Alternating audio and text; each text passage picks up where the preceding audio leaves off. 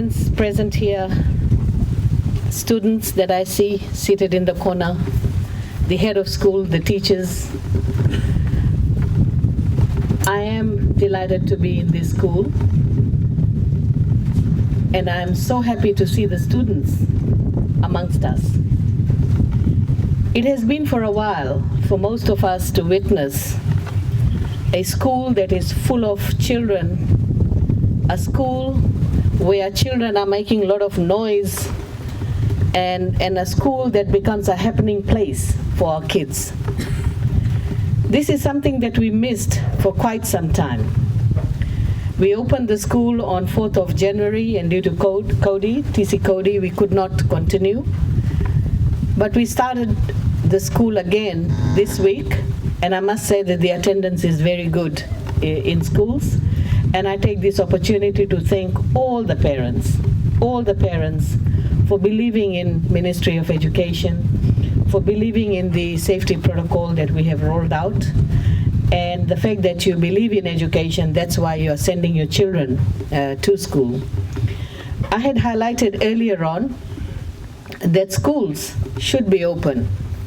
Schools should be the last place to close and first to open. But in Fiji's situation, unfortunately, school was first to close and last to open. Even though we tried our level best to get all the protocols in place, which we managed to do it, we had trained our teachers, we had trained the other officials so that they can come and inspect the schools. All the trainings were provided. We made the FEG money available, the free education grant available to schools, to use that money to meet the compliance, to meet the COVID safe compliance, so that our children are safe when they return to schools. So we did what all we could do, but unfortunately there is a small group within the community who are against sending children to school. And what really baffles me is the fact that we have said that the schools, it's the parents' choice to send the children to school. So if they are not willing to send the children to school, then why are they stopping other parents to send the children to school? That is the question that I'm posing. But anyway, whatever their thinking was, the point still remains that our school is open for all our children. It's very interesting to see the year 8 students sitting in the corner. They actually have very limited time in this school. They barely have the month of February and March, and then they'll finish from this school and enter secondary school. And we didn't want to deny this opportunity to our year 8 students. And we also believe that school is a place for learning, and it's a place for social and mental development. When children are in school, they are more free, they are more jovial, they enjoy the day with their friends. But when they're at home, they are not that they're not enjoying themselves, but they're not that open because they cannot discuss everything with the parents or with their siblings. But in school environment, they forget everything at home, and they tend to enjoy the school environment. So I want to thank the parents for believing in that. I also like to congratulate the people of Lagalaga, Kurukuru and Nubu. I heard that for the first time, electricity is available to 103 households in this community. So definitely the life must have changed for you. Rather than relying on solar irons and solar fridges and other generators that you are so used to, no more now.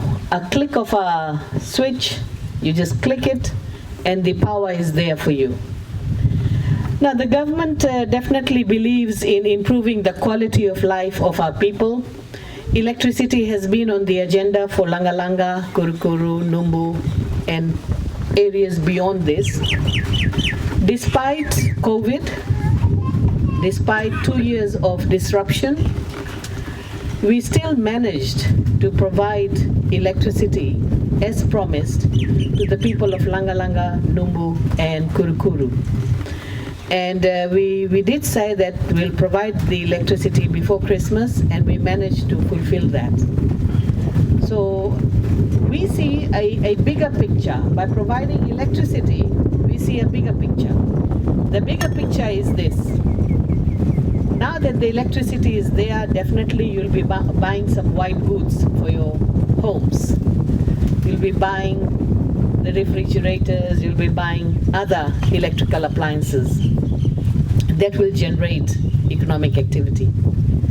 We can also see that the time you take for doing certain chores because you did not have electricity, now you'll be saving time because of electricity. And finally, the school itself can benefit from the electricity that is available now.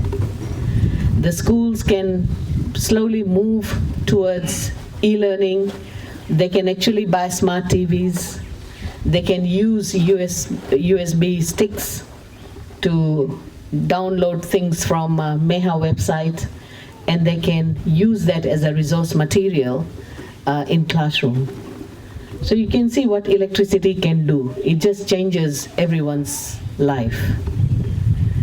For the teachers, I want to thank the teachers for the work they have been doing. They have been working extremely hard. After every cyclone, the teachers have been looking after the school, upgrading the school, maintaining the school.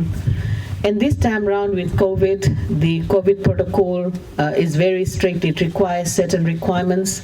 We will not open the school if the COVID requirements are not met. So the teachers have been working around the clock trying to meet those requirements.